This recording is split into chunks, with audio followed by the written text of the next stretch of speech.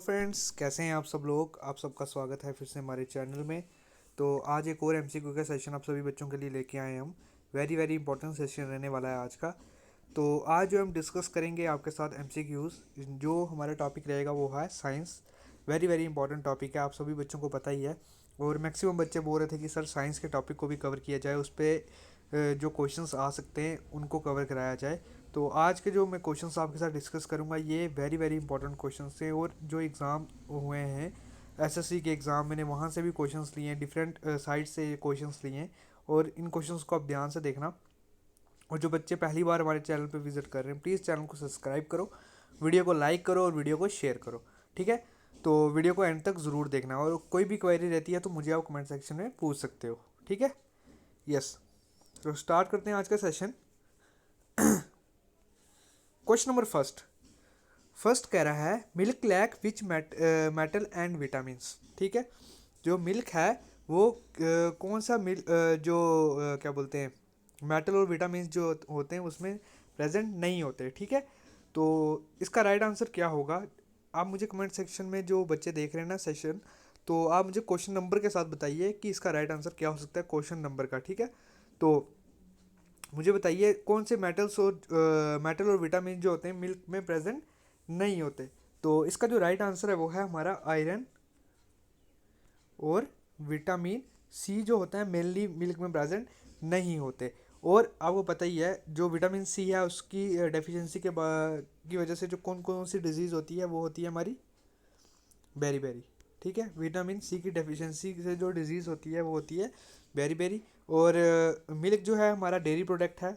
ठीक है, और मिल्क जो है वो किसके अंडर आता है, ये सेकेंडरी इंडस्ट्री के अंदर आता है। ठीक है, जो primary sector, sorry secondary sector हो गया ना हमारे देश का, उसमें ये आएगा। ठीक है, प्राइमरी एग्रीकल्चर आते हैं और उसके बाद डेयरी प्रोडक्ट आगे सेकेंडरी में, उसके बाद इंडस्ट्रियलाइजेशन वाले बाकी उसमें आ जाते हैं। आगे चलते हैं। Question number second. C disease, एक second, yes, C disease cause affect on which part of our body. तो इस क्वेश्चन का राइट आंसर बताओ, राइट आंसर क्या होगा। आपको पता ही है जो लोग नेवी में, जो लोग शिप में काम करते हैं, क्या बोलते हैं, मूवमेंट करते हैं एक जगह से दूसरी जगह, कंटेनर लेके जाते हैं, मटेरियल जो होता है इंपोर्ट एक्सपोर्ट होता है, मेनली वो जो है वो सफ़र करते हैं, एक पर्टिकुलर टाइप ऑफ प्रॉब्लम से सफ़र करते हैं, और वो उसको नाम दिया जाता है सी डिजीज़ का। ठीक है, और जो सी डिजीज़ होती है वो मेनली जो होती है वो इफेक्ट किसको करती है, जो हमारे ईयर का इनर पार्ट होता है, inner part of our year, mainly उसको ये इफेक्ट करती है। रीज़न बिहाइंड ये है कि जो लोग सी में काम करते हैं वहाँ का जो क्या बोलते हैं, वाटर का जो प्रेशर होगा, जो वाटर करंट्स आती हैं, और वहाँ पे जो हवा चलती है, जो इन्वायरमेंट होता है, उसकी वजह से मेनली वो उस चीज़ को अफेक्ट करते हैं। और बाकी, और मेनली ये चीज़ उसी में देखी जाती है जिसको हम सी डिजीज़ का नाम देते हैं। और क्वेश्चन भी आपसे ऐसे ही पूछ सकते हैं। आगे चलते हैं। Question number third. Clove is obtained from which part of the plant. ठीक है, क्लोव जो है वो कौन से पार्ट ऑफ प्लांट से जो होता है वो ऑब्टेन किया जाता है, क्लोव। तो बताइए इसका राइट आंसर क्या है। क्लोव जो है वो कहाँ से जो है वो ऑब्टेन किया जाता है। यस, क्लोव जो होता है वो बर्ड होता है। ठीक है, क्लोव जो है वो बर्ड से जो था वो एक्सट्रैक्ट किया जाता है, बर्ड से जो है वो एक्सट्रैक्ट किया जाता है।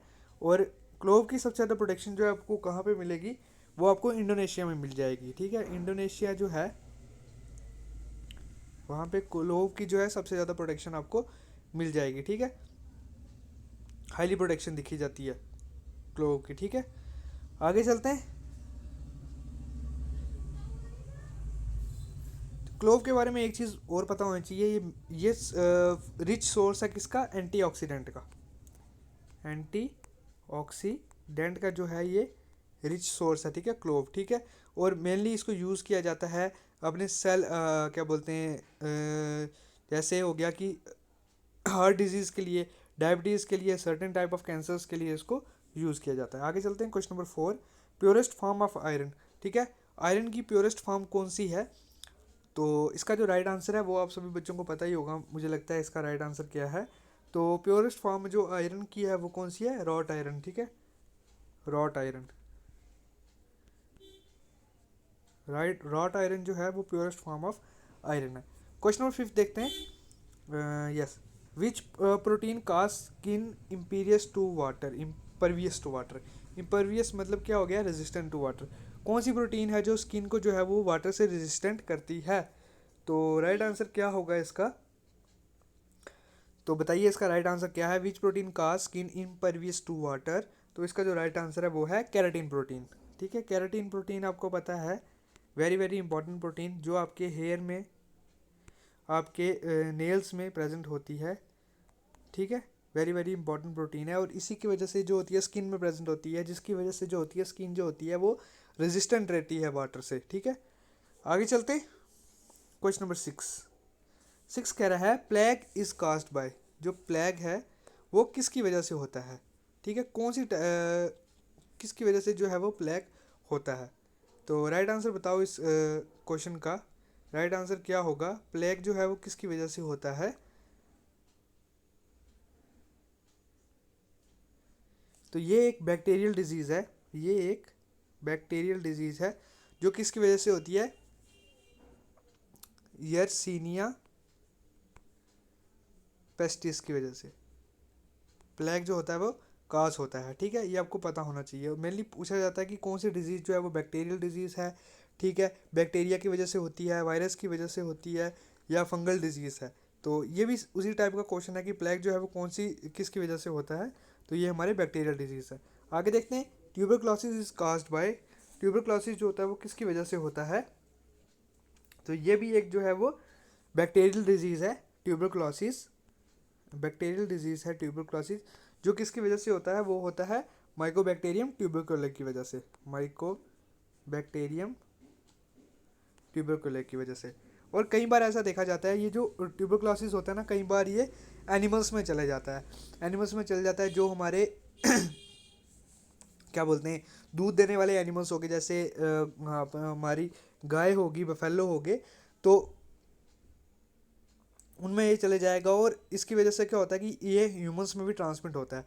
और इसी चीज़ को जो है वो इसको किल करने के लिए जो है वो मेनली जो कहा जाता है कि जो दूध को जो है वो पर्टिकुलर टेम्परेचर तक जो है वो बॉईल किया जाए, पॉस्चराइज किया जाए दूध को। और जो पॉस्चराइजेशन का कंसेप्ट जो है वो किसने दिया था? लुइस पॉस्चर द्वारा जो है वो कंसेप्ट दिया गया था पॉस्चराइजेशन का। वो इसी चीज़ को ध्यान में रखते हुए आगे देखते हैं। Question number 8, which UV is most dangerous. आपको बताइए यूवी रेडिएशन जो होती हैं वो बहुत डेंजरस होती हैं हमारी ह्यूमंस के लिए। तो पूछा गया है कि कौन सी यूवी है जो बहुत सी डेंजरस होती है। यूवी देखो बहुत टाइप की होती है, यूवी वी हो, यूवी ए होती है, यूवी बी होती है, यूवी सी होती है। ठीक है, तो कौन सी यूवी जो होती है वो बहुत सबसे ज़्यादा डेंजरस होती है? तो यूवी जो यूवी सी होती है ना, UV C, it is the most dangerous rays होती हैं। ठीक है, यूवी सी की सबसे ज़्यादा डेंजरस रेज होती हैं। आगे देखते हैं question number 9, UV A cause which affect to human body. UV A की वजह से स्किन में जो है वो कौन सा अफेक्ट होता है बॉडी में? तो यूवी ए की वजह से जो हमारी बॉडी में इफेक्ट देखा जाता है वो होता है कौन सा? स्किन एजिंग होती है। स्किन एजिंग का जो होती है, एजिंग है वो किसकी वजह से होती है? वो मेनली होती है यूवी ए की वजह से। ठीक है, और क्वेश्चन भी ऐसा पूछा जा सकता है कि यूवी ए की वजह से क्या होता है, यूवी सी जो है वो डेंजरस है कि नहीं, सबसे ज़्यादा डेंजरस कौन सी है? यस, आगे चलते हैं। Question number 10, UV B cause which effect to human body. तो यूवी बी जो है वो कौन सा इफेक्ट जो होती है हमारे बॉडी में, जिसकी वजह से कौन सा इफेक्ट होता है? तो यूवी बी की वजह से क्या होगा? मेनली आपको देखा जाएगा क्या? स्किन बर्न होगा, स्किन बर्न होगा। उसके बाद जो है वो कैटरैक्ट की प्रॉब्लम,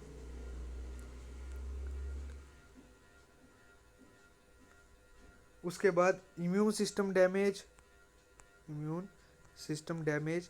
ये ऐसी चीज़ें जो होती हैं वो यूवी बी की वजह से मेनली जो इफेक्ट वो देखा जाता है। और यूवी ए की वजह से मैंने आपको बता दिया कि स्किन एजिंग आपको देखी जाएगी, और यूवी सी जो है वो मोस्ट डेंजरस यूवी है इन सभी टाइप्स में से। ठीक है, आगे चलते हैं।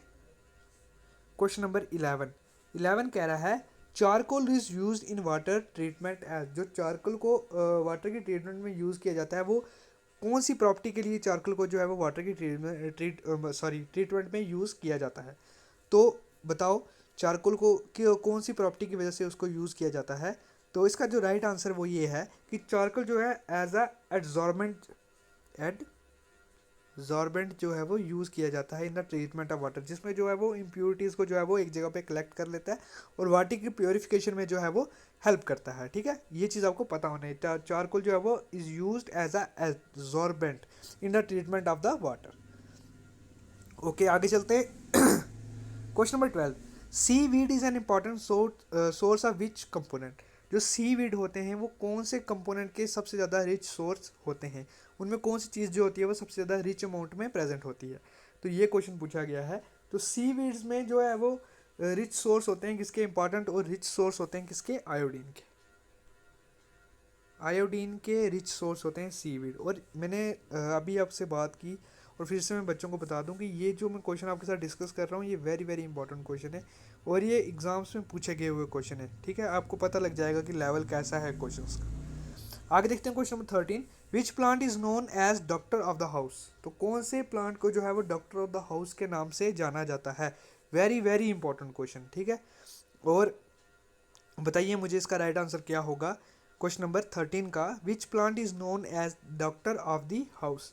तो डॉक्टर ऑफ द हाउस के नाम से कौन से प्लांट को जो है वो जाना जाता है, ये जाना जाता है आंवला प्लांट को। और आंवला के आपको पता ही है कितने ज़्यादा यूजेस हैं हमारी लाइफ में। ठीक है, और आंवला हम आपके हेयर्स के लिए, आपकी स्किन के लिए, नेल्स के लिए बहुत ही ज़्यादा अच्छा है। ठीक है, आपके डाइजेस्टिव सिस्टम के लिए जो है वो आंवला अच्छा है। ठीक है, आंवला के एक नहीं बहुत सारे यूजेस हैं, आप सभी बच्चों को पता ही होगा और इसीलिए इसको जो है वो डॉक्टर ऑफ द हाउस के नाम से भी जाना जाता है। ठीक है, आंवला को। आगे चलते question number 14, crop land is a type of which biome. ठीक है, क्रॉप लैंड है वो कौन सी टाइप ऑफ बायोम है। ठीक है, क्रॉप लैंड जो है वो कौन सी टाइप ऑफ बायोम के अंडर आता है, ये क्वेश्चन है। तो देखो क्रॉप लैंड, सबसे पहले आपको पता होना चाहिए कि बायोम होता क्या है। बायोम होता क्या है, बायोम एक ऐसी जगह होती है जहाँ पे प्लांट्स और एनिमल्स दोनों जो होते हैं वो सरवाइव करते हैं, अपने नेचुरल हैबिटेट में जो है वो रहते हैं। ठीक है, उसको जो है वो बायोम होता है। एक पर्टिकुलर एरिया को जो है वो एज अ बायोम कंसिडर किया जाता है जहाँ पे प्लांट्स और एनिमल्स जो होते हैं वो नेचुरल हैबिटेट में रहते हैं। अब इसमें एक चीज़ और होती है, ये आर्टिफिशियल भी हो सकता है और जो है वो नेचुरल भी हो सकता है। आर्टिफिशियल इन द सेंस कि मैन मेड, हमारे द्वारा बनाया गया, और दूसरा जो नेचुरल जो पहले से चला आ रहा है, कुदरत की तरफ से है। तो अब उसी में क्रॉप लैंड पूछा गया है कि कौन सी टाइप ऑफ बायोम है। तो ये एंथ्रोपोजेनिक बायोम है। एंथ्रोपोजेनिक बायोम कौन से होते हैं, एंथ्रोपोजेनिक एंथ्रोपोजेनिक बायोम। तो ये एंथ्रोपोजेनिक बायोम है। तो एंथ्रोपोजेनिक बायोम जो होते हैं वो कौन से होते हैं, जो मैन मेड द्वारा बनाए गए होते हैं। ठीक है, तो इसका राइट आंसर है anthropogenic biome is a type of, जो है वो क्रॉपलैंड जो है वो इसी टाइप में आता है। आगे चलते क्वेश्चन नंबर 15 कह रहा है ophthalmology is the study of. तो ऑप्थेल्मोलॉजी है वो किस चीज़ की स्टडी होती है ऑप्थेल्मोलॉजी में। तो ophthalmology is a study of eyes. ठीक है, it is a study of eyes. और ऑर्निथोलॉजी आप सभी बच्चों को पता होगा, वो is the study of insects.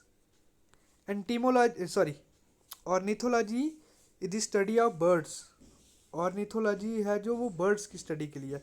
और एंटीमोलॉजी वो जो it is a study of insects. ठीक है, यस। आगे चलते हैं question number 16, web of spider is made up of. जो स्पाइडर की वेब होती है वो किस चीज़ से बनी होती है। तो स्पाइडर की जो वेब है वो किस चीज़ से बनी होती है, वो बनी होती है हमारे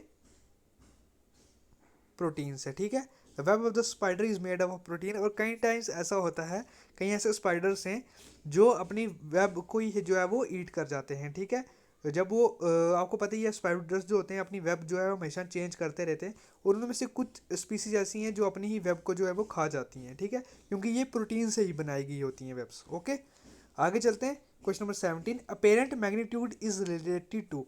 तो अपेरेंट मैग्नीट्यूड जो है वो किस चीज़ से रिलेटेड है। यस, ये जो है वो जिन बच्चों ने सोलर सिस्टम वाला टॉपिक पढ़ा हो या ऐसा कुछ गैलेक्सी वाले टॉपिक पढ़ा हो, उन बच्चों को इसका राइट आंसर पता होगा। जो अपेरेंट मैग्नीट्यूड है वो रिलेटेड करता है किससे, brightness of the star. Question भी आपसे यही पूछ सकते हैं, जो अपेरेंट मैग्नीट्यूड है वो किस चीज़ से रिलेट करता है। पूछेंगे brightness of the star, distance of sun from earth, ऐसे 2-3 ऑप्शन और दे देंगे और आपको राइट आंसर बताना होगा कि अपेरेंट मैग्नीट्यूड जो है वो किस चीज़ से रिलेटेड होता है। It is related to the brightness of the star. Yes, question number 17 का राइट आंसर। आगे देखते हैं question number 18। Iron pyrite is also known as. तो आयरन पायराइट को जो है वो एक और नाम से जाना जाता है, वो उसको कहा जाता है फूल्स गोल्ड। फूल्स गोल्ड इसलिए कहा जाता है क्योंकि ये जो है वो गोल्ड से मिलता जुलता दिखेगा आपको, ठीक है, होगा गोल्ड नहीं, लेकिन जो अगर आप इसको देखेंगे तो वो भी आपको गोल्ड की तरह जो है वो दिखेगा, इसका सरफेस आपको वैसा दिखेगा। तो इसलिए इसका जो नाम है वो फूल्स गोल्ड के नाम से भी आयरन पायराइट को जो है वो जाना जाता है। क्वेश्चन भी यही पूछेंगे, which substance which metal is also known as fool's gold, ठीक है, आयरन पायराइट जो है वो फूल्स गोल्ड के नाम से भी उसको जाना जाता है। आगे देखते हैं question number 19। Which metal is use in mastic for burning. जो हमारी माचिस होती है, माचिस में जो आगे वो मसाला लगा होता है जिससे आग जलती है, वो क्या चीज़ होती है, ठीक है, तो वो जो है वो रेड फॉस्फोरस होता है, रेड फॉस्फोरस होता है, ठीक है, वो रेड फॉस्फोरस होता है, जो मेटल जो होता है वो बर्निंग के लिए यूज़ किया जाता है, ठीक है, इसका राइट आंसर ये है। और जो वाइट फॉस्फोरस होता है ना, वो वेरी वेरी जो होता है वो रिएक्टिव होता है, उसको स्टोर करके रखा जाता है, उसको ओपन एयर में नहीं रखा जाता, ठीक है, वेरी वेरी रिएक्टिव होता है वाइट फॉस्फोरस। और रेड फॉस्फोरस जो है हमारे माचिस में आपको दिखेगा।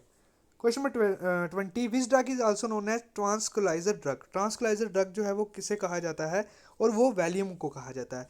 ऑप्शन में अगर वैलियम आपको दिया हुआ है ना, तो उसका आप वैलियम को टिक कर देंगे कि कौन सा ड्रग, इनमें से कौन सा ड्रग जो है जो ट्रांसक्युलाइजर ड्रग है। तो आपको अगर ऑप्शन में वैलियम है तो आप वैलियम को टिक करेंगे, यस, तो इसका राइट आंसर है वैलियम। तो ये फ्रेंड्स क्वेश्चन थे जो मैंने आपके साथ डिस्कस किए साइंस के। आप सभी को सेशन अच्छा लगा होगा, तो चैनल को सब्सक्राइब करो, ज़्यादा से ज़्यादा वीडियो को लाइक करो, वीडियो को शेयर करो, और कोई भी अगर आपको क्वेरी रहती है तो आप मुझे कमेंट सेक्शन में पूछ सकते हैं। तो मिलते हैं नेक्स्ट वीडियो में, तब तक के लिए जय हिंद।